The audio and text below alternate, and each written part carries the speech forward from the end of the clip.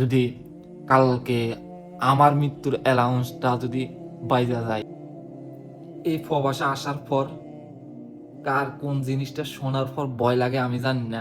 তবে আমার মানে যে জিনিসটা ভয় লাগে, হ্যাঁ, সেই জিনিসটা আমার কানে আসলে শুনলে আমার ভয় লাগে ওই জিনিসটা আমি একটু শেয়ার করি।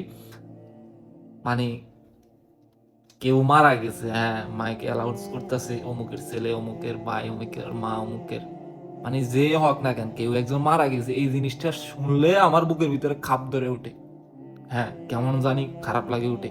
প্রবাসে আসার পর থেকে আমি সবচেয়ে বেশি ভয় পাই, সবচেয়ে বেশি ভয় পাই মৃত্যুর শব্দটা শুনতে। কারো মৃত্যু হইছে এই শব্দটা শুনতে ভয় লাগে কেমন জানি, জানি না কেন হয়।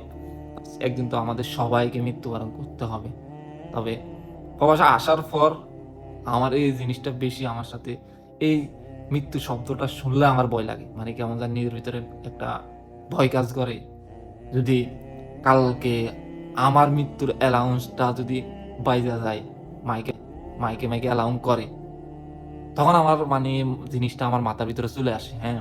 তখন আমার পরিবারে কি হবে? হ্যাঁ? এত হবে কি আমি এইসব মানে চিন্তা আমার মাথার ভিতরে চলে আসে। সবচেয়ে বেশি ভয় পাই আমি মৃত্যুটাকে এখন। কারো মৃত্যুর মাইকে অ্যালাউন্স, কারো মৃত্যু হইছে এই শব্দটা শুনতে আমার খুবই ভয় লাগে। কেন হয় জানি না, বাকিটা আল্লাহই জানে। সবাই উচিত মৃত্যুটাকে ভয় পাওয়া, আল্লাহকে ভয় করা।